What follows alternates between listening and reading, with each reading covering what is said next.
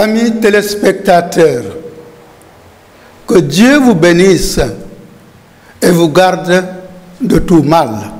Le thème que nous allons aborder ce matin est « Délivre-nous du mal ».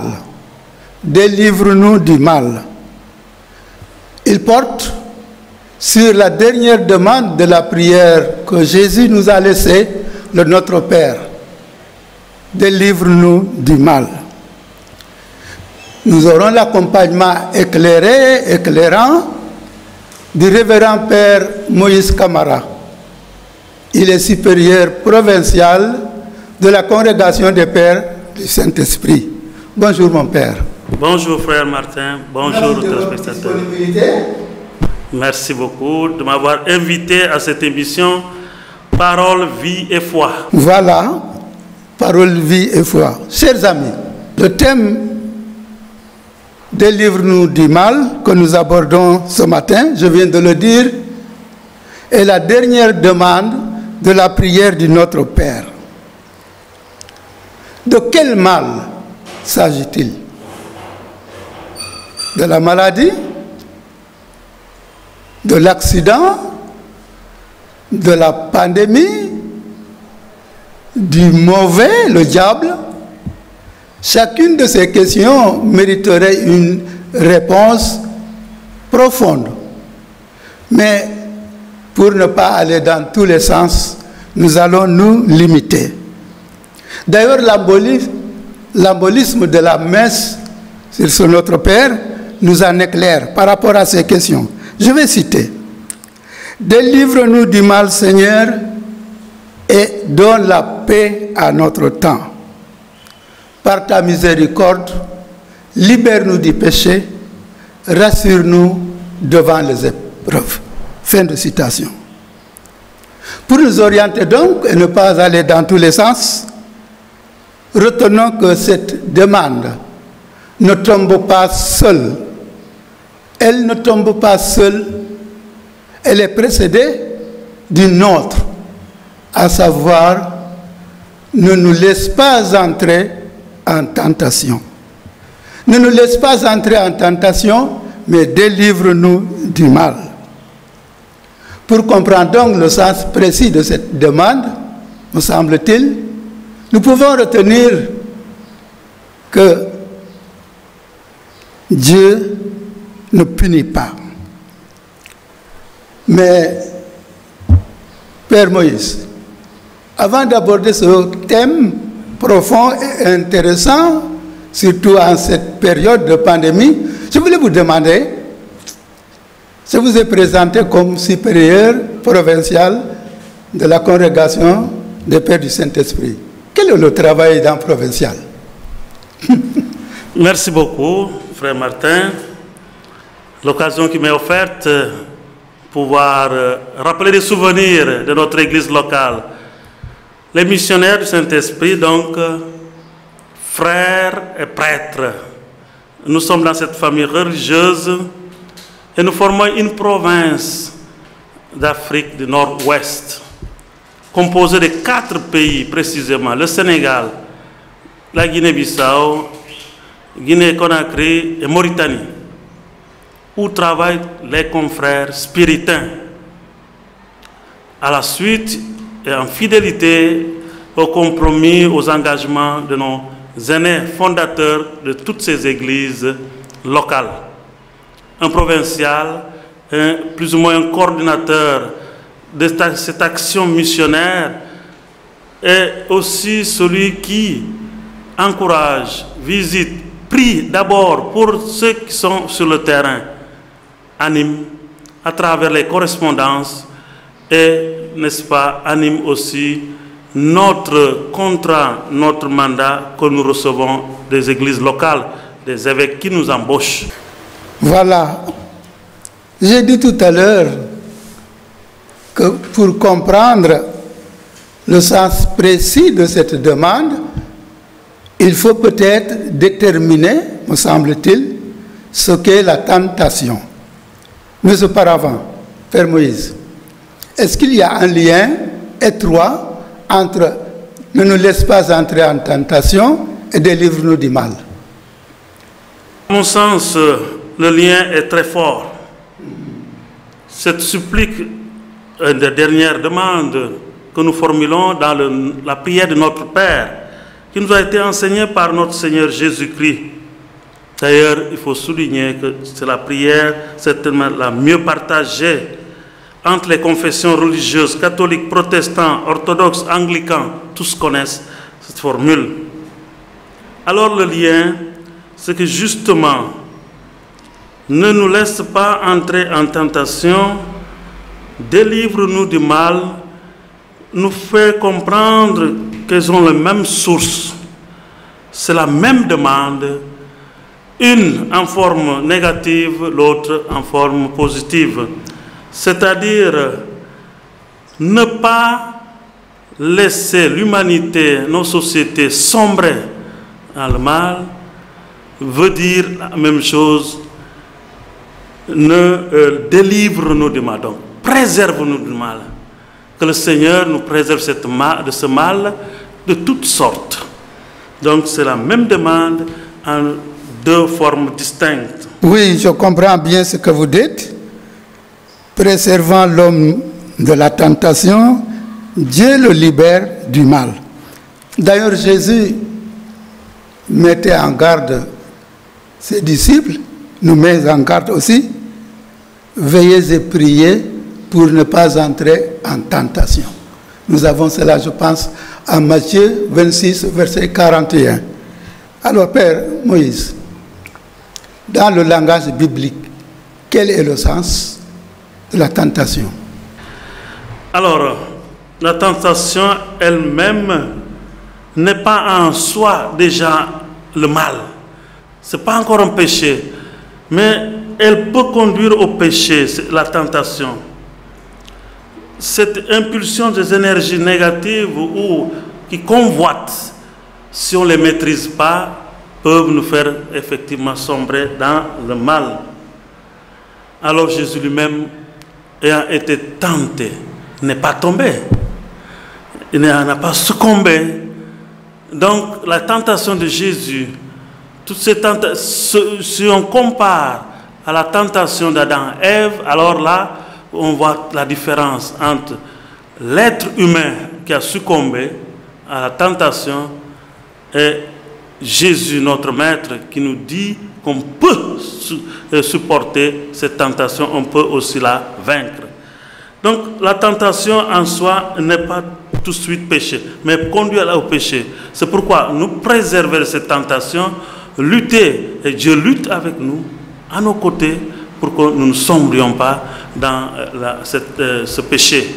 Les péchés sont multiples, de toutes les formes. Donc, à nous de cultiver une sorte de maîtrise de soi, la connaissance profonde de soi, pour dire qu'à tel lieu, à tel moment, une telle autre fascination peut me faire chuter. Donc, fuir la tentation, ce n'est pas montrer sa faiblesse, c'est plutôt de l'intelligence, être intelligent avec Dieu et savoir repérer les pièges du tentateur. Les pièges du tentateur, le malin, le diable. J'allais vous demander, quelle est l'arme principale pour échapper à la tentation? Certainement, c'est la prière. La prière. Prier pour ne pas entrer en tentation. Et cette prière nous permet, nous, effectivement, de se blinder, en quelque sorte, des énergies nouvelles.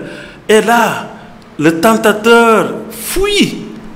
Il a très peur de ceux qui prient, parce qu'il sait bien qu'ils sont armés. Donc ceux-là lui font peur.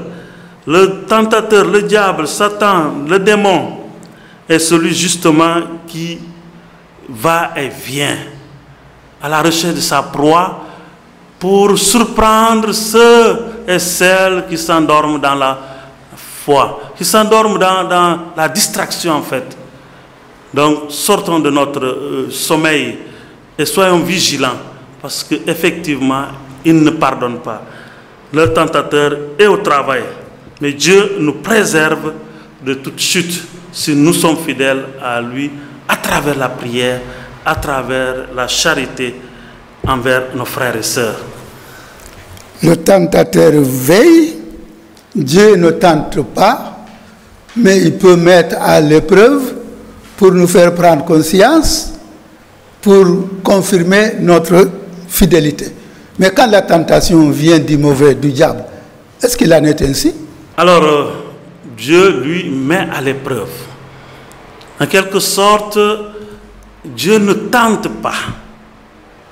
Dieu permet une épreuve pour nous purifier des souillures, de la chair, du péché dans laquelle nous sommes tombés, noyés. Donc, il nous permet effectivement de nous purifier de l'intérieur. Et il ne faut pas avoir peur des épreuves qui viennent de Dieu.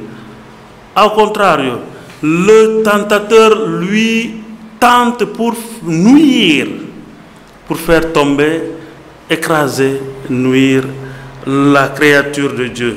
Mais Dieu est avec nous, il nous garantit sa présence, il nous dit d'être courageux, d'être fidèle à sa parole, à la prière quotidienne, afin d'éloigner ce tentateur loin de nous.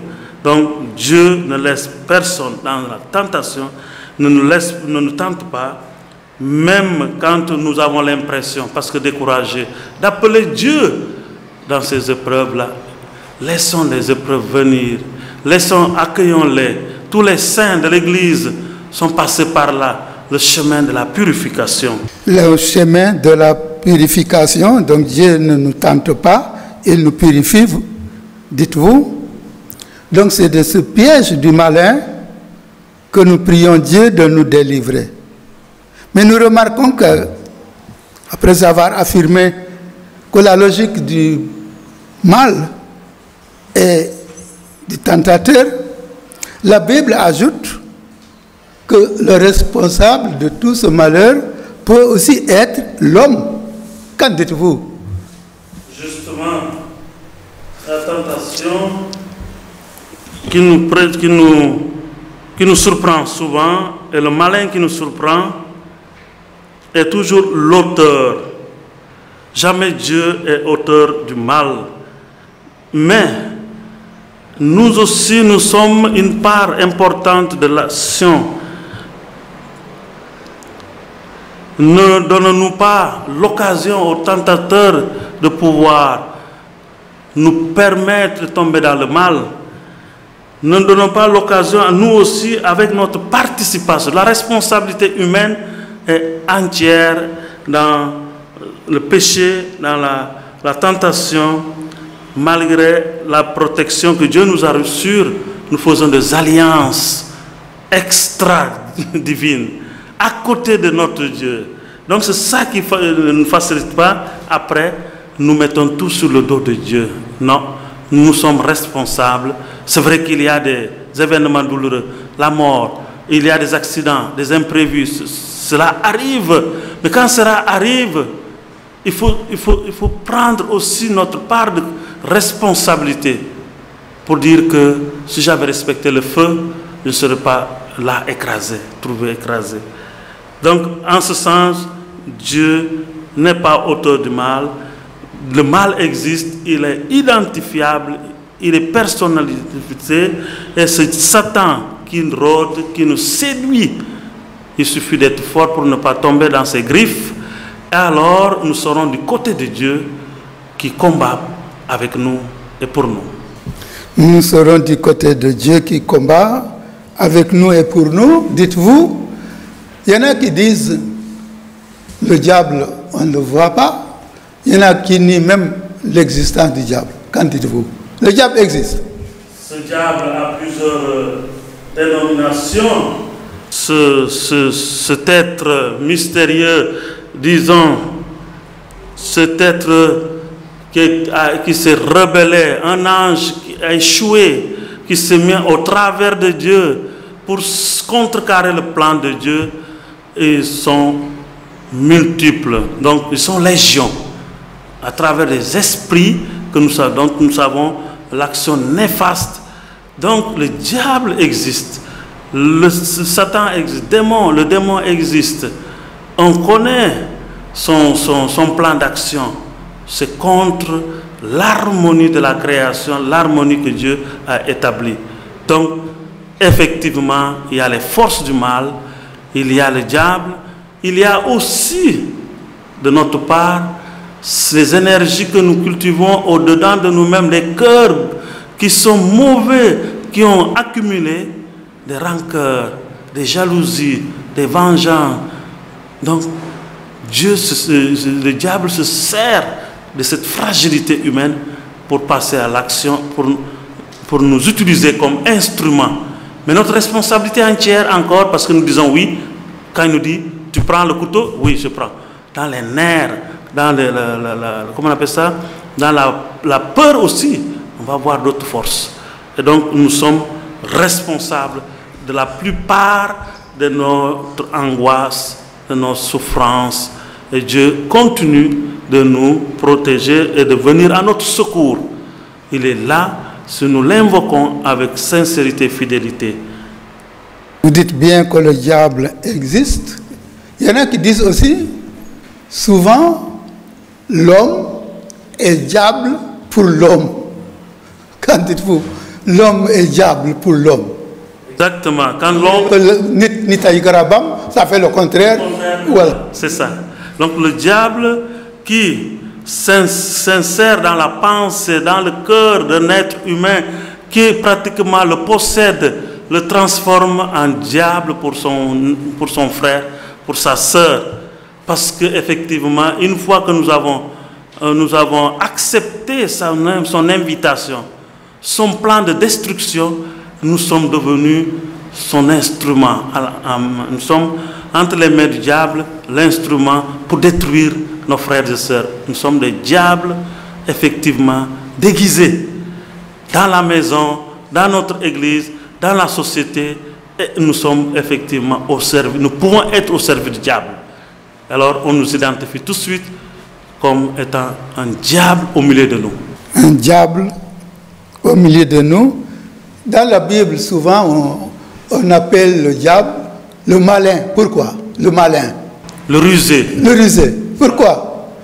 Il est malin. Il est malin parce qu'il, lui, ayant la connaissance de ses origines, n'est-ce pas, un ange, n'est-ce pas, par rapport à l'être humain, il est un peu plus au-dessus. Même après sa chute, il continue à se souvenir de cette intelligence. Il use de son intelligence, de sa ruse. Donc effectivement, il est malin, il nous séduit. Parce qu'il nous prend de côté où nous prêtons le flanc, là notre faiblesse, là où ça nous... C'est-à-dire que là où on se sent affaibli, et quand on dort, c'est là où il arrive. Donc il calcule, un calculateur, il est rusé pour nous tromper, pour falsifier la réalité. Le père du mensonge, c'est le diable, c'est le Satan. Donc en ce sens, c'est un malin, un menteur, parce que quelqu'un qui est malin, c'est quelqu'un effectivement qui sait rouler les autres. Il peut le mettre de piège et qu'il tombe dessus. Et effectivement, ce diable est toujours au travail, mais il passe par nous. Le diable, il passe par nous. N'est-ce pas? Le diable, il existe, ses forces, il les propage à travers l'univers, et que quand il y a correspondance entre l'homme qui a cultivé des pensées mauvaises contre son frère, parce qu'il lui doit de l'argent, quand il a cultivé tout ça, il suffit d'une petite étincelle et il est entre les griffes du diable, il devient instrument et il fait des dégâts. Il est malin, tentateur, il pose des pièges et on tombe là-bas. Le malin, le tentateur, le menteur, Père Moïse, l'existence du diable, sa malice, peuvent-elles dédouaner l'homme du péché? Parce que ça a été animé au Voilà. Donc le Satan qu'on prend pour responsable, ou alors dans une formulation plus déterministe. Ça a été déterminé, voilà. Tout ça, nos cultures ont été effectivement ont conservé dans la pratique cet esprit, cette manière de se dédouaner. Donc, ndogal yàlla, waaw, et tout ça, ça veut dire justement que l'homme, de toute façon, doit se justifier. Il cherche à se justifier, et alors il faut mettre la responsabilité sur quelqu'un d'autre. C'est jamais, et cela, c'est la logique qui, depuis Adam et Ève, ce n'est jamais moi qui ai volé, c'est toujours l'autre. Qui m'a donné, pourquoi tu as pris le fruit de l'arbre défendu? C'est Ève qui m'a donné, c'est Adam qui m'a donné, c'est le serpent qui m'a donné. Donc, c'est dommage, mais il faut que nous continuions à chercher, à cultiver, n'est-ce pas, à entrer dans une culture de responsabilité. Quand quelque chose m'arrive, malheur ou bonheur, j'assume la paternité, n'est-ce pas, je suis auteur. Et donc, il n'est pas bon qu'on continue à se dédouaner et à tout reposer toujours sur une tierce personne. La responsabilité, c'est de dire, oui, j'assume, c'est moi, c'est un accident, je demande pardon. Et c'est là où on sort grandi. On sort grandi. Voilà. La tentation est presque inévitable, mais on peut y échapper grâce à Dieu. Quel commentaire faites-vous par rapport à ça? Alors, la tentation inévitable. Dans cette sollicitation au mal, la tentation ne peut pas avoir comme auteur Dieu. Comme on l'a dit, la tentation vient du démon et non de Dieu, et Satan est ce malin-là. Et dans cette prière, nous demandons, dans le prière de notre Père, à Dieu de nous éviter cette tentation, mais plutôt, nous demandons qu'il nous donne la force d'en sortir victorieux de la tentation. Alors, quand vous dites inévitable, le lot quotidien, ça fait partie de la vie. C'est comme quand le président dit qu'il faut vivre avec. Voilà. Donc, exposé à cette vie quotidienne-là, faite de bonheur, de malheur, de tentation et de tout ça, c'est justement prendre les moyens que l'Église nous donne pour se prémunir de toute contagion, pour se prémunir de toute comment on appelle ça, de contagion, effectivement. Voilà, il y a les forces du mal. Avec la prière, on se prémunit. Avec la prière et la vie communautaire, la vie de nos communautés, de quartier, les CEB, c'est le lieu de sanctification, de purification. Alors, si nous sommes en train de faire notre travail, de baptiser, en train d'évangéliser, de faire connaître la parole de Dieu, nous sommes des hommes et des femmes protégés. Protégés par la communauté, par le quartier, protégés par notre propre foi. Et Dieu est là pour nous défendre. Donc, il nous donne les moyens de supporter ce qui nous arrive. Ne pas baisser les bras continuellement en fixant les yeux vers le ciel en disant « Il est où? Dieu, où es-tu? Ce malheur qui m'arrive. » Il s'agit de participer à cette victoire comme le Christ l'a fait. Il ne s'est pas mis à crier simplement, mais il a assumé, porté sa croix, il a communiqué avec son Père et effectivement, il a eu les grâces que le Père lui a données de vaincre la mort et de ressusciter victorieux pour nous donner l'exemple de que toujours il y aura des difficultés, la souffrance, les épreuves, mais il faut combattre avec Dieu. Il nous a donné les armes. Il faut combattre avec Dieu, avec les armes qu'il nous donne. Nous allons, Père Moïse, marquer une toute petite pause. On reviendra sur le plateau.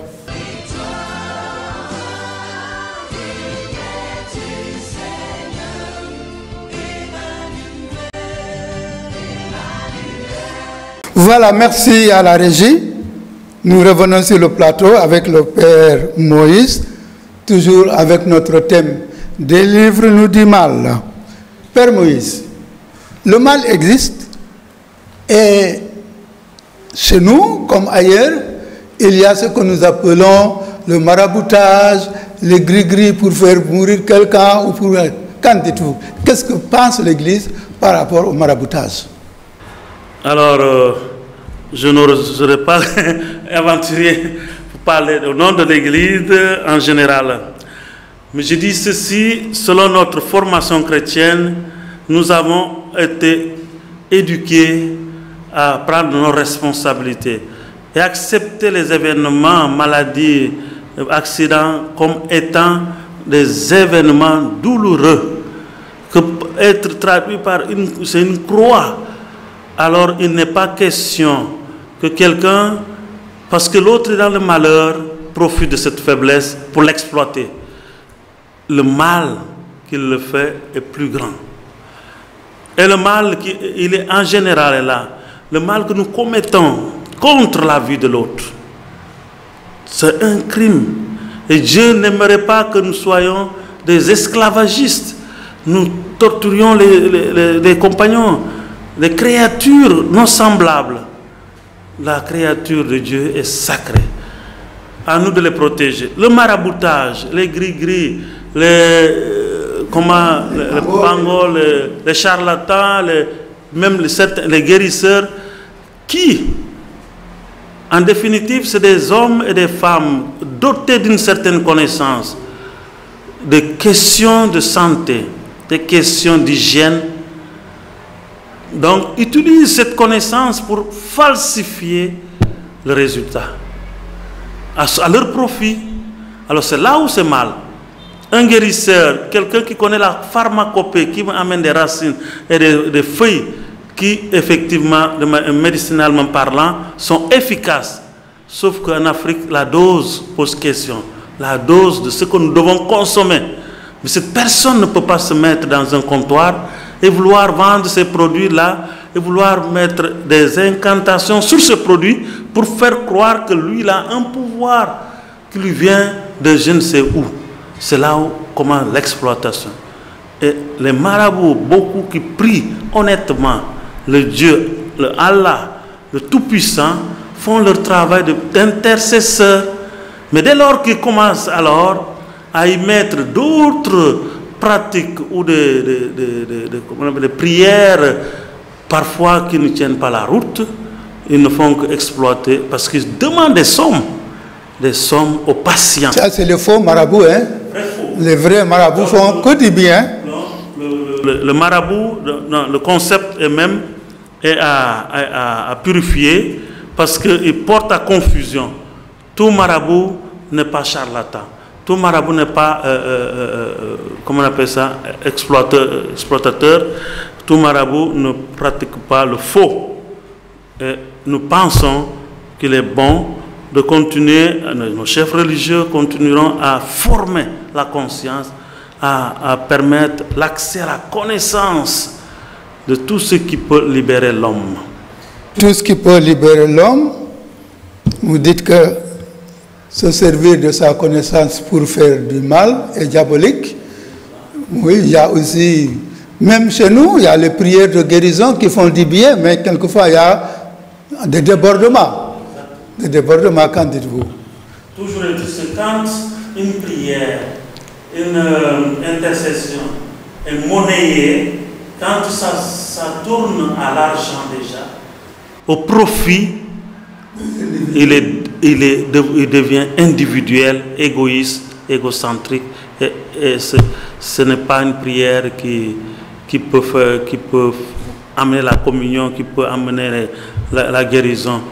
Parce que souvent, quand moi je suis intercesseur à ma fonction de prêtre, quelqu'un me donne l'intention et que je prends cette position de faiblesse, la personne angoissée, douloureuse, elle a perdu la tête, pour en faire, donc lui faire supporter encore d'autres poids sur sa tête, c'est regrettable. C'est l'exploitation. Donc, à nous de faire attention, prions pour notre peuple, accompagnons-les, l'accompagnement personnalisé, l'accompagnement en groupe, surtout la formation.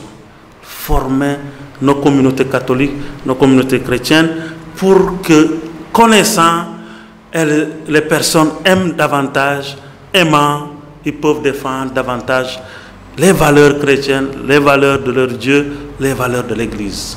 Merci Père Moïse. Votre dernier mot en guise de conclusion?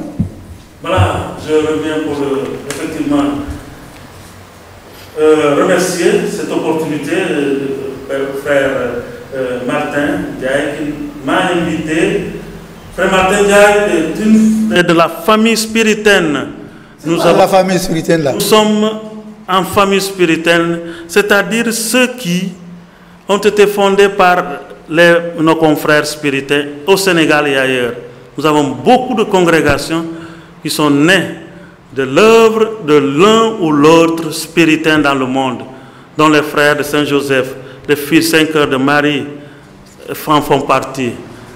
Donc nous remercions cette collaboration et nous pensons effectivement l'approfondir. Et ces occasions sont des bonnes occasions pour que la famille spirituelle soit connue, pour qu'on arrive à ce que toute l'Église du Sénégal fasse mémoire. La mémoire, ne perd pas la mémoire. En avançant de l'avant, qu'elle se rappelle qu'elle est née de quelque part et donc célébrer l'action de grâce que Dieu lui a donnée. Dieu a envoyé des missionnaires, a amené la lumière.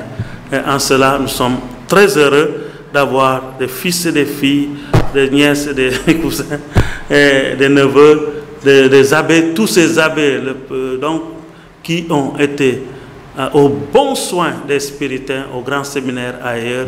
Et aujourd'hui, on a une église florissante, une église qui vit et qui prophétise. Grand merci. Merci à Babacar Didi, merci. Amis téléspectateurs, merci de nous avoir suivis. Rendez-vous est pris pour dimanche prochain.